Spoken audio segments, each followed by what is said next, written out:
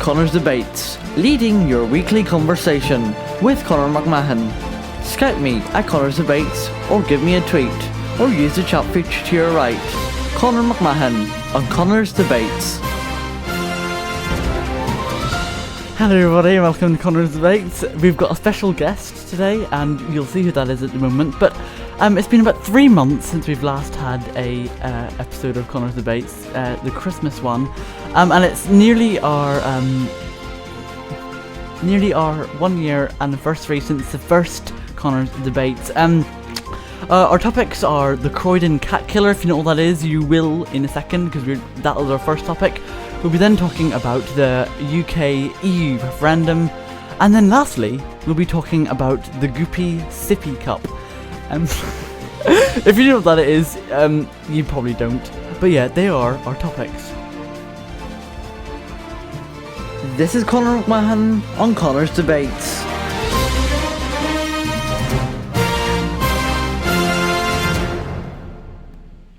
Okay, so they are our 3 topics. Now, you might be wondering who our guest is. Hello? Hello. Say it again? Hello, I'm Dan. Okay, so Dan usually rings on the phone, and he rings for every single topic, and now we have him actually here. So, our first topic is about the Croydon cat killer. Have you heard about this, Dan? No, I can't say hi. Well, basically, in South London, there have been a string of cats who have been found dead, decapitated with their tails cut off, and I want to find out, who do you think is doing this? I know that's a bit of a hard question, but mainly, why do you think that someone would do that? Do you think it's due to mental problems? Do you think it's due to something else? Oh, I think it'd probably be either that they are, they're either a sociopath or they're just incredibly bored. You think boredom would be one of them? Incredible boredom. Yeah, it would be, wouldn't it? I mean, is there a reason why you don't think that you've heard this in the news recently, or probably because I'm not from London. But it's it has reached national news as well. Has it? Yes. Well, there is a story about someone who rang up a BBC radio show to say what happened to him. So here it is. I found our cat. I'd realised. Local animal welfare workers say there have been 42 confirmed cases linked to the killer, 12 being investigated, and a dozen other cases that could be linked. Wayne Bryant's cat, Amber, was very sadly one of the victims, and he joins us on the programme now. Wayne, hello. I'm so sorry to hear this. Good morning to you. Good morning. What happened? Well, our cat went missing in October last year. Yes. She was only gone for a few hours. We thought she'd been locked away in somebody's shed or garage, being curious or whatever. Yes. And it was the following day, because she was very, on her schedule, she was always very punctual, because we had her for about 8 or 9 years, and she came in at a certain time every day, so she was regular, and when she didn't arrive, we went and looked for her, Yes. thinking maybe she'd been hit by a car, or, been locked away somewhere and she couldn't get out. And then we found her body across the road from our house. At first I thought she'd been hit by a moped, going through the woodland area. Yes. It was only when I picked her up I realised that she was a victim of this sicko, because her head was missing and her tail. Terribly sorry to hear it. I think I found our cat. I'd realised. Local animal welfare workers say there have been 42 confirmed cases linked to the killer, 12 being investigated, and a dozen other cases that could be linked. Wayne Bryant's cat, Amber, was very sadly one of the victims, and he joins us on the programme now. Wayne, hello. I'm so sorry to hear this. Good morning to you. Good morning. What happened? Well, our cat went missing in October last year. Yes. She was only gone for a few hours. We thought she'd been locked away in somebody's shed or garage, being curious or whatever. Yes.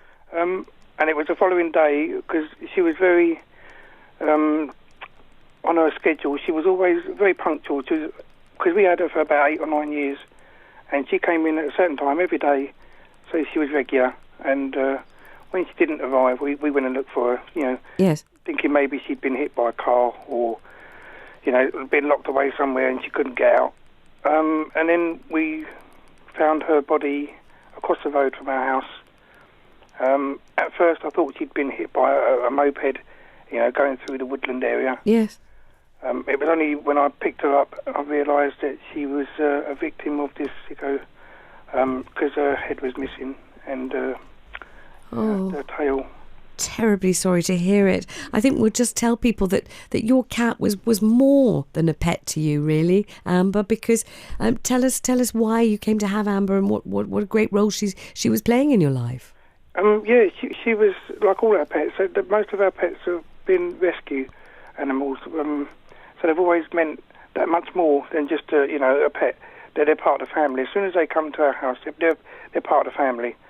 And she was a lovely cat. She sat on my lap every day, every evening, and every morning she'd come and wake me up by, kissing me on the head or whatever. Oh, Wayne, I'm really sorry. This is really horrible, isn't it? I mean, it's just awful.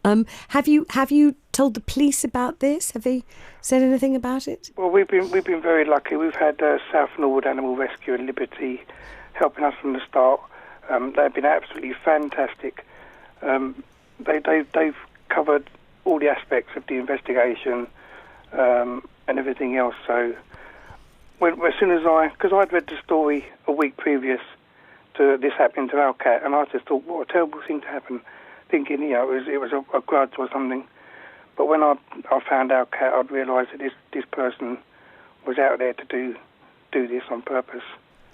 I mean, it is a story that has shocked our listeners, and we've heard from various prominent members of the local community. Martin Clunes is one of them, saying we really do have to get on the trail of this person, because one of the things people are saying, psychologists in particular, is if you're capable of calculatedly, I don't want to go into the details, but decapitating and dismembering a cat like this, then it might be that you could do the same to people. Well, yes, yeah, it's. I know people have got to realise, to the extent of the damage that this guy's doing or whatever. But this recent picture, it's a shame that it had to be published, because now people have got an idea, it could start off, people that want to be getting to the limelight or whatever, or it could glorify the person's work, and I think it's a shame. And just tell us, you were where exactly are you? Where are you where your cat was taken? Because we hear now that the Croydon cat killer is spreading his net or her net further afield. That cats are going missing in surrounding areas rather than just Croydon. Where are you? We're actually in Shirley in Croydon. Yes. Which is just on the outskirts. And this person is getting around quite a fair distance. So as you can tell, I mean, it's really quite poor. We have Dean online. Hello? Hello? We don't seem to be getting you up here. I can hear him. Is there a problem?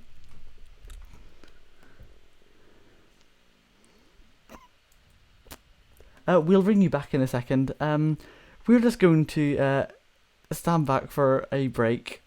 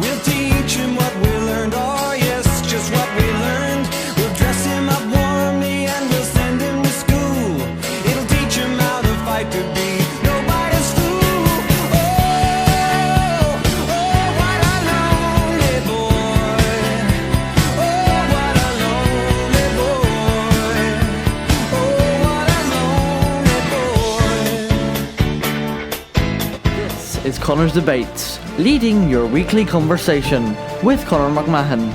Skype me at Conor's Debates, or give me a tweet, or use the chat feature to your right. Conor McMahon on Conor's Debates. Hello everybody and welcome to Conor's Debates. This is the first broadcast that we've had in about 3 months.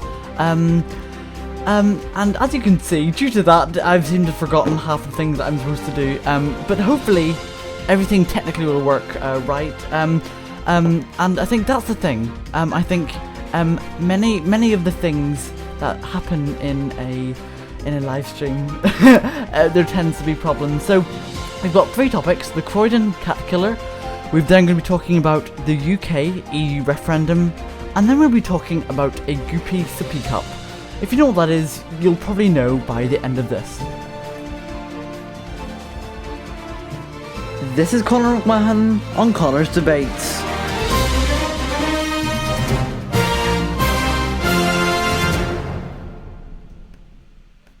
Okay, so that is the question. If you don't know who the guest is, it is Dan. Hello. Have you heard about this this news story? Vaguely. Okay. And from what you've heard of it, what do you think of it? Do you think that the person who's been killing these cats has some sort of mental problem, maybe, or do you think it's something entirely different? Well, I think generally it would probably have some form of antisocial personality disorder, whether that would be, being a psychopath or being a sociopath, or probably a whole manner of mental health issues could pass that. Really. Yeah, absolutely. We have Dean on the line. Hello. What do you think about this whole situation? I mean, are you a fan of cats? Well, I have to be honest, I've never owned one, so I wouldn't really know what it's like to have a cat. But I'm sure you can see what it's like to have a pet brutally killed like that, surely. Well, as I said before, I've had no experience around cats in particular. I've had a goldfish that died after 3 days, so yeah. How did it die? Did you hear that? Did you hear that, Dean? Nope. Dan says, how did it die? How did I get lack of oxygen? I don't know. They breathe through the water. Well, they breathe through the oxygen dissolved in the water, so maybe, who knows. Well, I don't really care, to be honest. Well, you seem like a responsible pet owner then. Connor, I cannot hear his voice one bit. Me? Hold it. Oh, here we go. Is that any better? Yeah, that's better. Great. Okay. Oh wait, no, he's back. Continue. I was asking you a question there, but then then the question ended. What was that? Dean, so you've had a experience of a pet dying. Obviously, it's not a cat, but who do you think is responsible for these killings? Person who doesn't like cats. But on a serious note, I don't know if you know exactly what he does. What he'll do is that he'll take the cat from a specific place, whether that be in a park or on the side of the street or by a shop or whatever. He will capture that cat, and he decapitates them, cuts their tails off, and once he's done that in that specific factory, he brings them back so the owners can see them dead. Obviously, I am disgusted as a human being. I am disgusted that another human being would do something as deplorable. I think he should be imprisoned for at least 5 years. Well, I mean, this person, he's basically a serial cat killer. I mean, he's went up to 20, 30. Have the police have any identification? Well, yeah, absolutely. There's actually a police hunt for the cat killer, who's butchered up to 20 pets with a machete before keeping the body parts as trophies. That is an article from the Daily Mail. The owners of Croydon area... Hold up. The Daily Mail. Correct, the Daily Mail. The Daily Mail are full of crap. Sorry? The Daily Mail are an unworthy, untrustworthy newspaper, and no one should listen to their dramatised bullshit. What makes you say? What do you think about that, Dan? Can you hear me? All right. I do think on some issues they can talk a load of nonsense and but however on the topic of this I do believe that they're actually telling the truth. Yeah, I mean, there have been a lot of disappearances, and cats being killed, and bits being left over for the owner's doorstep. So they've actually, some of them have actually put it on their doorsteps. I mean, Dean, you said that maybe a 5-year prison sentence. I mean, would you say that would be keeping it at a minimum, or do you think that would be? Probably a minimum. I would say they would get at least 10 years, but let's be honest, prison doesn't really do well for murderers.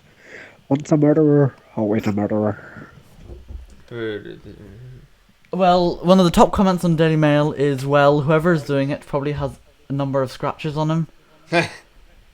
Well, I believe that he has mental issues. Jesus.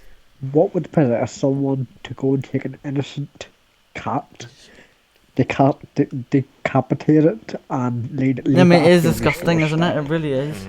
I mean, I in honestly fact, think this person has mental issues and needs the appropriate help and care. Maybe not prison, maybe prison, who knows? well, we're going to listen to a radio snippet from the BBC where someone actually rang up. Someone rang up to say that his cat had been killed. Take a listen. I found our cat, I'd realised. Local animal welfare workers say there have been 42 confirmed cases linked to the killer, 12 being investigated, and a dozen other cases that could be linked. Wayne Bryant's cat, Amber, was very sadly one of the victims, and he joins us on the programme now. Wayne, hello. I'm so sorry to hear this. Good morning to you. Good morning. What happened? Well, our cat went missing in October last year. Yes. She was only gone for a few hours. We thought she'd been locked away in somebody's shed or garage, being curious or whatever. Yes. And it was the following day, because she was very, on her schedule, she was always very punctual, because we had her for about 8 or 9 years, and she came in at a certain time every day, so she was regular, and when she didn't arrive, we went and looked for her, Yes. thinking maybe she'd been hit by a car or, been locked away somewhere and she couldn't get out. And then we found her body across the road from our house. At first I thought she'd been hit by a moped, going through the woodland area. Yes. It was only when I picked her up I realised that she was a victim of this sicko, because her head was missing and her tail. Terribly sorry to hear it. I think we'll just tell people that your cat was more than a pet to you, really, Amber. Because tell us why you came to have Amber and what a great role she was playing in your life. She was like all our pets. So most of our pets have been rescue animals. So they've always meant that much more than just a pet. They're part of the family. As soon as they come to our house, they're part of the family. And she was a lovely cat. She sat on my lap every day. So I mean, really, really, really terrible. Here's an article that is on the screen now. A kitten found decapitated in South London has sparked fears. The Croydon cat killer is travelling to target pets. 2 pets were found dead in Dulwich last week, while another was found in the front garden in Charshalton. I probably pronounced that terribly. All 3 are believed to have been intentionally killed. More than 40 cases of beheadings of cats have been reported to South Norwood Animal Rescue and Liberty, with some dating back to 3 years ago. And there's another 12 cases of cat killings being investigated. Do you think that all these cat killings should be investigated, Dan and Dean? Yes. I think what happens with most cases is that these cases are going to, these murder cases are going to be, there's going to be the usual. There's going to be a police investigation for 6 months. It's going to die down. Everyone's going to forget about it in a year. It's sad, but it's the truth. Yeah, well, see, you can hit a cat with a car and you can drive off and there'll be no legal repercussions. But however, if you hit a dog, there will be. I'm assuming, and I'd like to think that all of you would say that decapitating a cat is a lot more severe. Of course. I think we're going to have a short break, and our next topic will be on the UK EU referendum. So if there's anything else that you need to add about the cats, then here's your last chance to do that.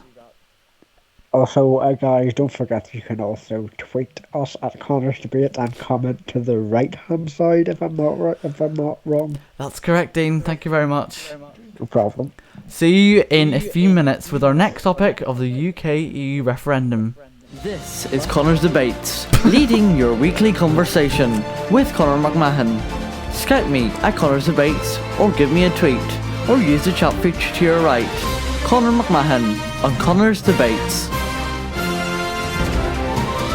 Excuse me, you probably heard me laugh there. I thought that was the break over and done with. So next we'll be talking about the UK EU referendum. What do you think of this? Do you think that the UK should remove themselves from the EU, or do you think it's fine as it is? You know, there's no point moving anything. If you have any opinion on this, please tweet me at Connor's Debates, or you can leave a message to the right. Or if you've got Skype, sure, Skype me or send me a message to Skype. So that is, see you very soon.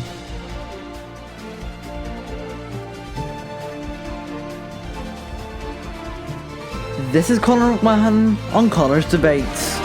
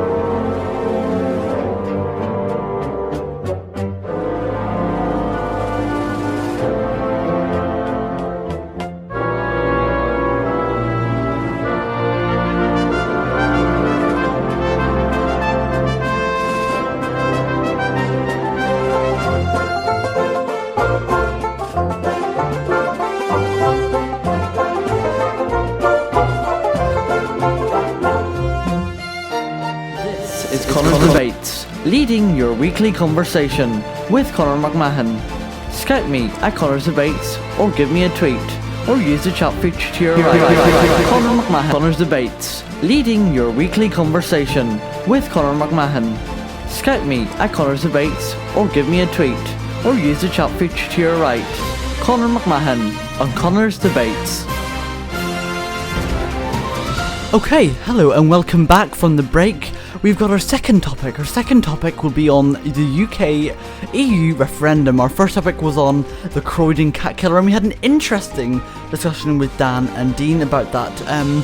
Talking about, what consequences that person should get, and what do you think goes through that person's mind. But now we're going to be talking about the UK EU referendum. Should the UK stay in Europe, or should it split off and leave? That's what I want to know. And why do you hold that opinion? You can tweet me at Conor's Debates, or you can Skype me at Conor's Debates, or you can use the chat feature to your right. So yeah, please get involved. This is Conor McMahon on Conor's Debates.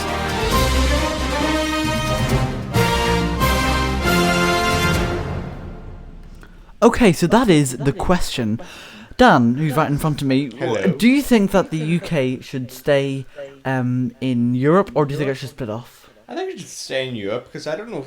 Is there any particular downside to it being in the EU? Well, that's what I was thinking. I mean, why don't we just leave things as it is? I mean, can you think of any disadvantages or cons of it leaving? The only disadvantage would be if we use the euro, because for lack of better term, the euro shite. Absolutely. And we've Dean on the line. Hello. Hello? Do you think that that UK should stay in Europe or split off? Personally, I think we should leave Europe Oh. and get out while we can. Surprise. Why is that, Dean? Because basically, Europe has been nothing but a nuisance. It's like a fly that keeps buzzing round and you can't get it to shut up.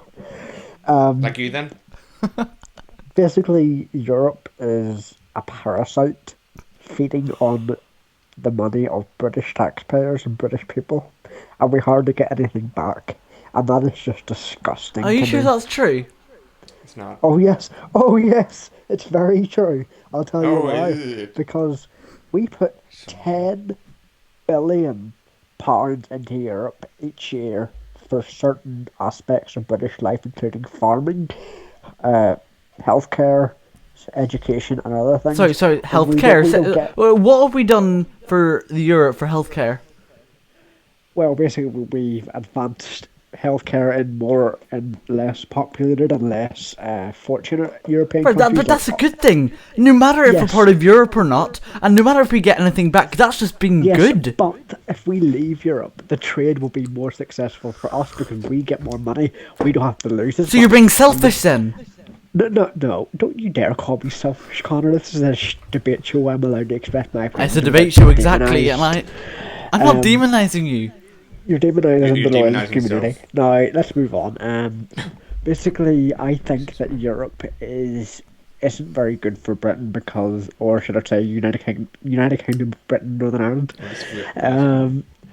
They aren't good for us because we give more than they give back, and that makes us lose out more money that we could be spending on education, health, and a lot of other things that can advance our way of life and not just Europe. Europe get way more of an advantage than we do, and that is quite a detriment to our financial situation. Well, you We've clearly have. we've Listen, only- Dean. You clearly have a very strong view on this. But do you know actually what the changes David Cameron are planning to do? Yes, but it's really not gonna make a difference because David Cameron says a lot of things that never happens. I think it's You can't just deny that. being a politician. You can't just blame David Cameron on doing that. Basically, David Cameron is trying to bully the British people into getting You've his absolutely way. no idea what you're talking about, He's do you? trying to make out that there's this big deal going on between the UK and Europe to try and fix these issues. It's not going to fix anything because we're still going to be in the same situation as we are right now, bleeding off the parasite personality of the European Parliament, which isn't elected by us. They aren't even elected to represent us. They're just sitting at their big chairs, wasting money, and basically taking advantage of Britain, which is absolutely deplorable. And I think we should get out when we can. Well, so there's something which is interesting. You said the way that they put $10 billion into the EU. And also, can I just point out that the borders will have more control over our borders, which means terrorists can get in. And before you call me racist and a bigot, let me point out that. Shut up, Dan. Let me point out that. Dean, this is a civil debate. Telling people to shut up is not going to help anything. You told me to shut up months ago. I've told you to shut up many times, but fun fact. Shut up many times. Yes, listen, Dean, seeing as you're a caller, you're a guest, and as a guest, you have to be polite. What's Dan? He's a guest too. I know, and you haven't let me speak the entire time. You just went on. You're acting like Stephen Nolan, okay? And listen, this is my. What are you point acting of like view. then? We need to get out of Europe because we'll have more control over our borders. Europe, I'm telling you this now, Europe is in a crisis right now with migrants. And before you call me racist and a bigot, I'm not shut calling up. This is basically a way of us to take more control. We want our country back. Islamic extremists are trying to. Where is this going? Yeah, where is this going? Where is this conversation going to? Listen to these Dean, words very please, carefully. may I add one thing? May I add one thing just before we get off topic here? Which... Can I finish, please? No, because you're going vastly off topic. Could I just say something while it's No, vaguely in topic? I'm not going off topic. Yes, you are. Listen to these two words: Islamic extremists. Yeah, that's going off topic. That's who I don't want in this country. That's going off topic. Leaving Europe will give us more control over our borders, which will give us more reign over who we let in, who we keep out. Well, Dean, one of the main things that David Cameron wants to change is the child benefit, and he wants child benefit payments. He wants child benefit payments to migrant workers for children living overseas. Oh well. Listen, don't say, oh well. I want to say what you think about that. You want to leave. Whatever David Cameron wants, David Cameron gets. But That is not. But you just said 5 minutes ago that he says a lot of things and he doesn't get it. Well, no, this is what I'm saying. He tried to make out, he's trying to get stuff done, but he never does it. He's basically a failure. He's a parasite on Britain, and we need a new leader, someone to take us forward. Yes, I understand, but David Cameron originally wanted a complete ban on migrants, sending child benefit abroad, but he had to compromise after some Eastern European states rejected that, and he also insisted that existing claimants should continue to receive the full payment. Oh, okay. What's your point? That was his point. That was my point. Dan, do you want to say something? Oh, yes, it's something which I've been trying to say for quite a while. I just want to leave Europe and get out of here, take control of our borders, Dean, keep please. out the terrorists and the stupid people like Donald Trump. Dean, where is it going? Dean, seriously, while this is vaguely on topic, even though it's far from the topic at the moment, what I was saying is Dan, you silly child. Dean, if you knew all Dean, about leaving, Dean, if you knew what this is all about, it is about politics, you stupid child. Dean, wow, you are literally revolved to name calling. You have no idea what you're talking about. You're doing this all for attention, which, to be honest with, given you, so we are part of the problem. Excuse me? You excused? Carry on. I can't believe I was just accused of that. You've just accused that. What does that mean? You've just accused that. I'm interested. Please rephrase. Conor, I want to ask you how you could condone this behaviour on your show. Condone this behaviour? This is the debate show, Dean. Yes, but he's basically accusing me of attention seeking, which shouldn't be allowed. But you're insulting him by calling him a silly child. Which constitutes as slander. I want his resignation, mouth shut, censored, whatever. Anyway, as I was trying to say, is that you were saying that we put $10 billion into the EU. Now, currently, I think last time I checked, the entire UK is worth about 2,000 billion. Basically, So what's that? Basically, 1/200th. give back half of what we put in. So Half we put in a 1/200th of the GDP, or whatever the term would be, for the entire wealth of the UK. And that's probably it being generous that we give a small amount of 200 and 1/200th of the entire amount of money the UK is worth, and you say that's half of what we give in. yes. Oh, sorry, I forgot your field maths. You're making such stupid, unfounded assumptions. Jesus. And you're not. This debate show is going downhill. I thought this was going to be a I fantastic. think we went downhill as soon as we accepted your. I thought this was going to be a fantastic start to the 2016 series, but obviously. Listen, this has been a great start, as I think we're having a positive debate session. I just thought it would be a new start because last year I was accused of all sorts. I was my loyalism was being undermined. I don't appreciate being laughed at. And so, what It do you isn't a very appreciate? professional character for yourself, Connor, is it? Do you know, Dean, I think this has been a great debate, but I think it's time, as we've got hopefully a caller right after you. So, Dean, thank you very much. Excuse me? You excuse? Excuse me? Dean, hopefully you'll take part in the next topic, which will be about the Goopy Sippy Cup. Fuck Republicans, yeah! Going uphill from here, eh? Sippy up. Thank you, Dean. Okay, so on the screen I've got a few snippets of articles, and there's something about Brexit. Hopefully that is the right word. And Brexit is a word that has become used as a shorthanded way of saying the UK leaving the EU. So if you hear the word Brexit, that basically means just that. Sounds like a truck. Yeah, it does actually. Now we've got Deirdre on the line. Hello. Hello. Could you maybe put your mouth closer to the microphone, possibly? Hello? Hi. Do you think that the UK should stay? I'm sort of in two minds at the minute. To be perfectly honest, I haven't completely made up my mind. I just want to listen to both groups, like Brexit and stay in for a bit longer. But I personally think, I do find it quite worrying that we spend 55 million a day staying in the EU.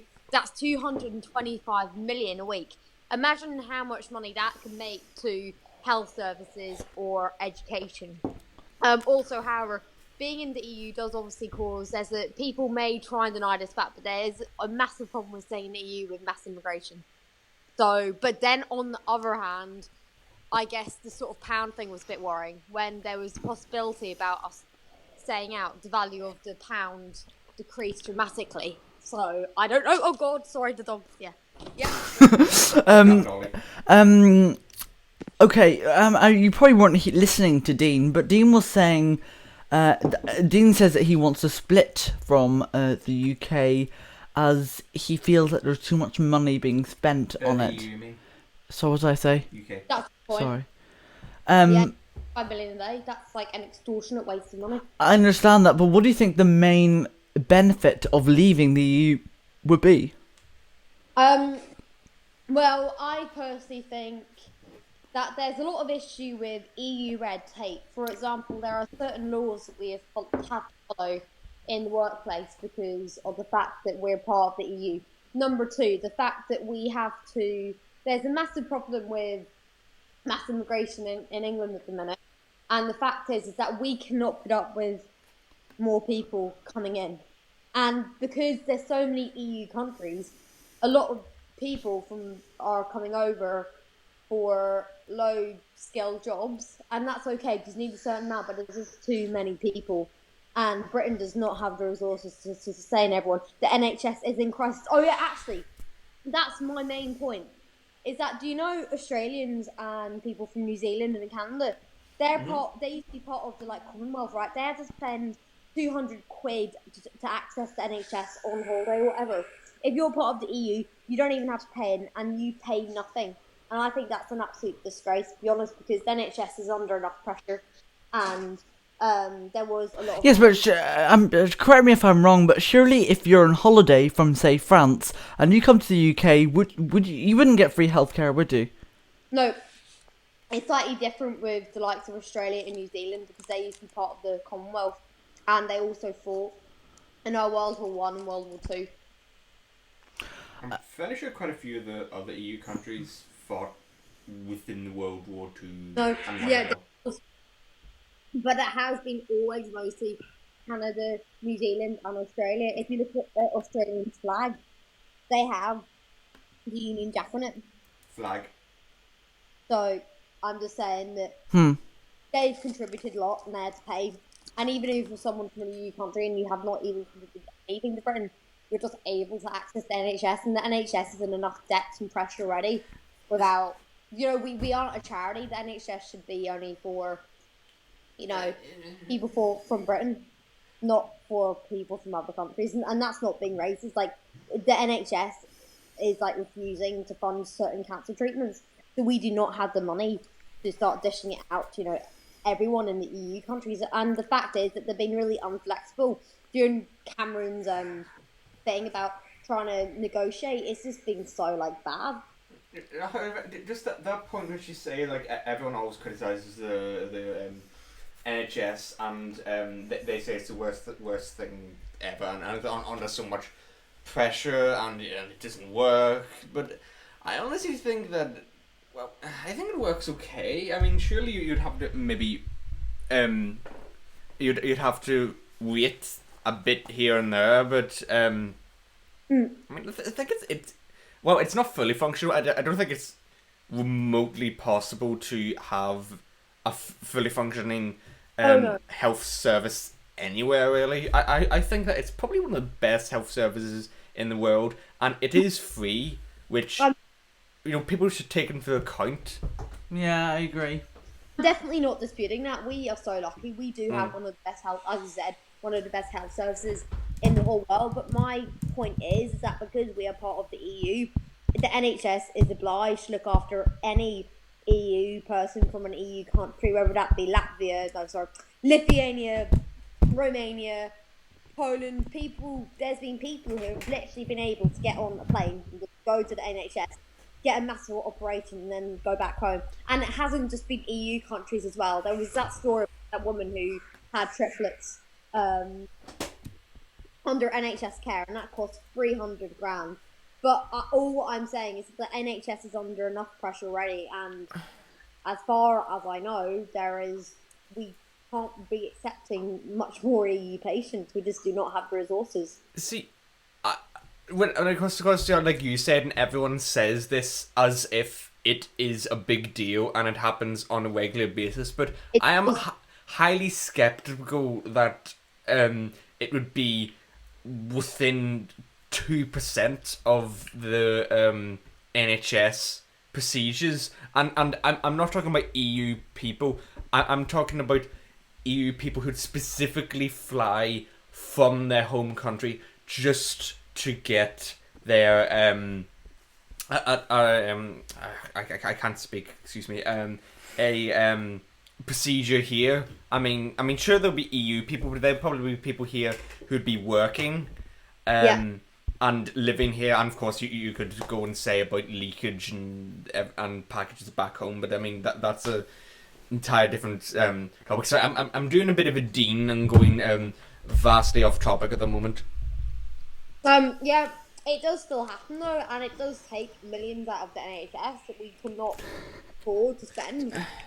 Does it see? I don't know if could we find any facts or figures talking about this? Talking about people coming from EU countries specifically for a procedure. I mean, I'm just repeating myself at this moment, but I don't see that happening. Well, that's because we live in Northern Ireland and no one really comes here. The old "you live in Northern Ireland, so your point is invalid" topic, eh? Connor, you know about that, don't you? I don't know what we're talking about. Thank you. Lord. I read it. I'm just going to find the Times article that I... Alright, we're running a little bit over time, so I mean, if you want to quickly squeeze a point in before we move to our next topic, I would appreciate that. Okay, wait a sec. Goopy Sippy cups. Oh, sorry. Yeah, wait a second. Oh, NHS. Oh yeah, here it is. Yes.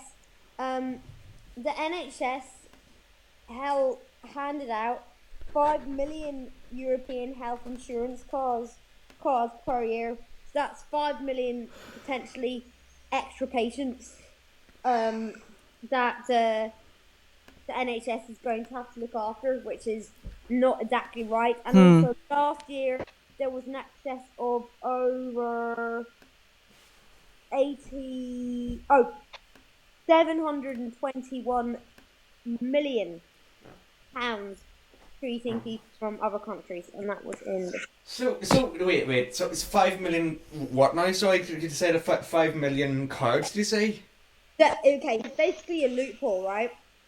Where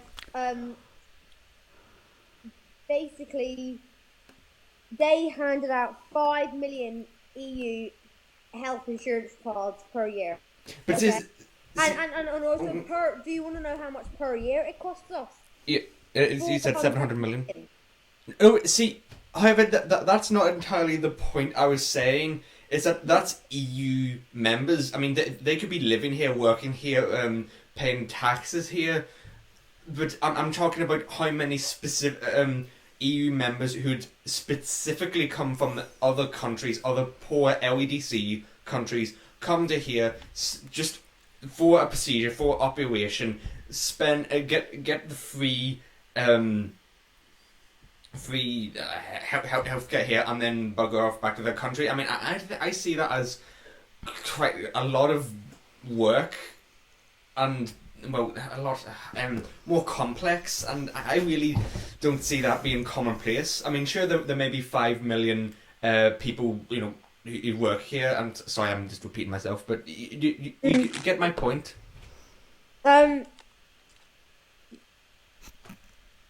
80. Where did it say? Oh yeah, it says here. Deirdre, we're gonna have to hurry up this bit if you want to get a point in. Make it quick. 80 million. 80 million. That's 80 million pounds. Like that's imagine that. 80 million pounds of what? Oh, about people who are EU but non-UK citizens. Who? Yeah. 80 million. 80 million. Oh, But wait. Deirdre, I think we're getting a bit off topic. I think we're going to move to our next topic, okay? Bye. okay. Thank you very much. Bye. Thank you very much. Okay, bye. This is Connor's Debates, leading your weekly conversation with Conor McMahon. Scout me at Connor's Debates, or give me a tweet, or use the chat feature to your right.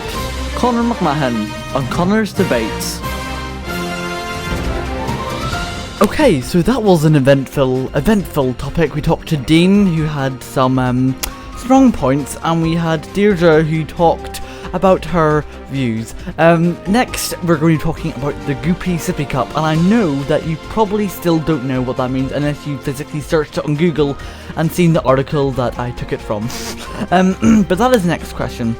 If you want to take part in this, or you're interested in it, you can tweet me at Connor's Debates, you can Skype me at Connor's Debates, you can actually call me, or you can just leave a message, or you can tweet me at Connor's Debates. So we're going to have a short break, and hope to see you very soon. This is Conor McMahon on Connor's Debates.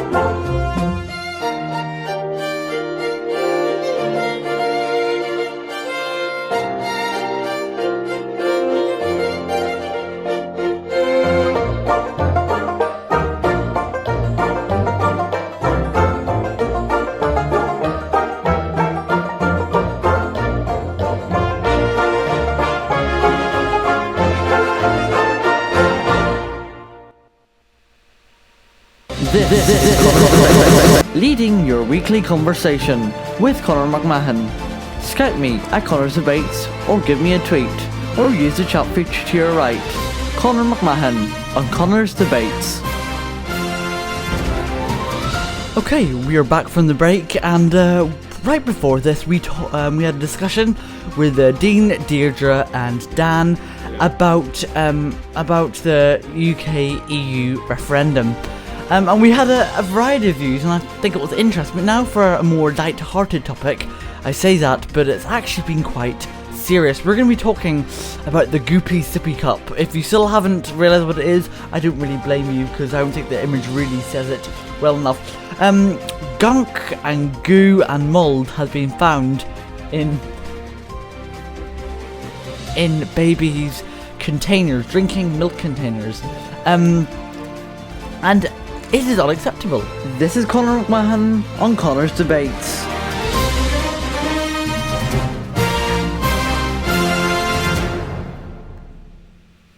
Okay, so that was the question. Dan, are you here? Hello, I am. And do you think that it is basically before I ask you, the article that I've been reading is there mould lurking in your baby's sippy cup? Furious father reveals grey goop hiding in the leak-proof cup, causing alarm among parents everywhere. Good lord. Yes, he's a Canadian father, opened his just on the sippy cup. I don't know if that's really the right term for it, but I mean that's what they call it, a sippy cup. And yes, I don't know if you can see some of the pictures, but they're really quite gruesome. Called gruesome, but quite grotesque and disgusting. What do you think that should be done for the company who sold this, or the shop that sold this? Well, I think that they should make it clear that you would have to clean the cup up. See, many people are saying that's obvious. Well, yeah, it is pretty obvious. I mean, one of the comments is saying, the best rated comment is, shocking, on the other hand, did he ever wash it? Yeah. But then, I mean, if you look, I don't know, the sippy cup seems to be opened entirely, but maybe it's the bit that you can't access, I'm not entirely sure that, when used with recommended liquids, and cleaned in line with the instructions, there are no problems, a spokesman told BuzzFeed News. Difficulties have arisen through when liquids that are not recommended for use in the cups have been used, like a thick formula. So that is where the mould and things can happen, and that they recommend that cups are not left for long periods of time before being cleaned. If you, for example, bought one of these and you gave it to a baby, and you, after you had drunk it, you saw this, what would be your first course of action? Well, my first course of action would be to check if the baby's okay and they haven't just ingested half a kilo of fungi or anything in it. And then I think the next thing would be trying to take it apart to take all the mold out, or just throw the entire thing out and get a new one. When you say check the baby's okay, how would you do that? Check if it's not choking. Yes, but this is after he's drank the formula. So how would you know? Would you bring it to the Would you bring the baby to the hospital, or would you do something else? I think I would probably. Well, since we're in the NHS, which have been stated before, I believe the NHS have some form of helpline, and I would probably ask some form of helpline, or even, dare I say, Google it, and if there's no problem, then yeah. Yeah, well, the news. What do you think that the first thing the parents did when they found out about it? Complain to BuzzFeed. Facebook. Oh. As you do. Well, the next and it went thing. viral.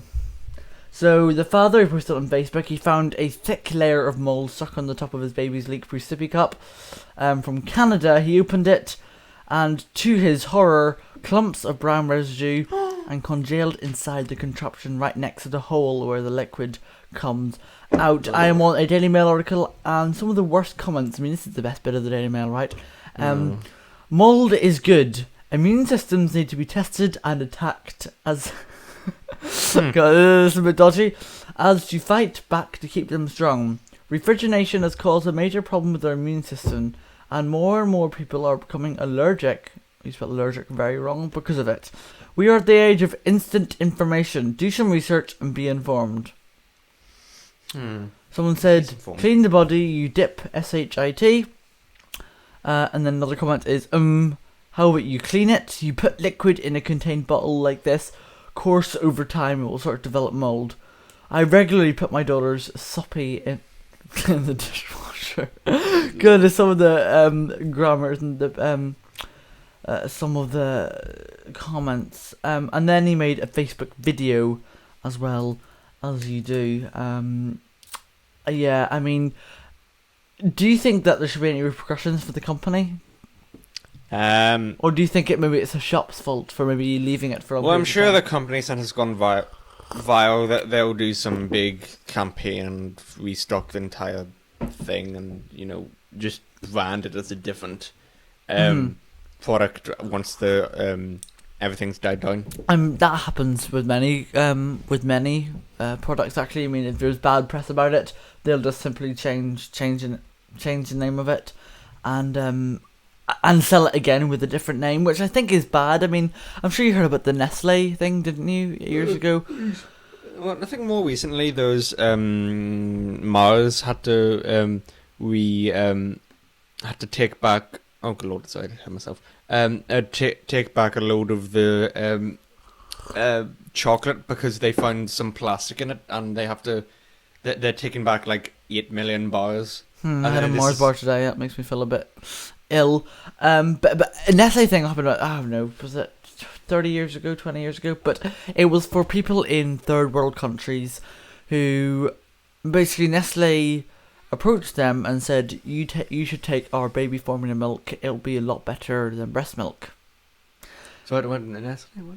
Nestle made a milk formula, and they told the people in the third world countries that it was a lot better than breast milk. Now, obviously, if you're in a third world country, you're not going to have the utensils, the cleaning facilities to do constantly cleaning. Excuse me. You're not going to have the facilities to be constantly cleaning, bowls, whatever like that, or sippy cups. God. And as a result, many babies died from it, and that's why. Did you not hear about that? That's why Nestle is quite negative. Anyway, Lord. We've got Deirdre on the line. Hello. Hi, have you heard of the story of the Goopy Sippy cup?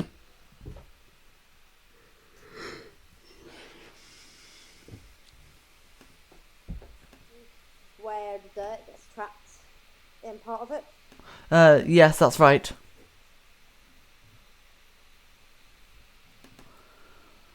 No, I don't think that certain one was. However, I think there have been problems in the past regarding it.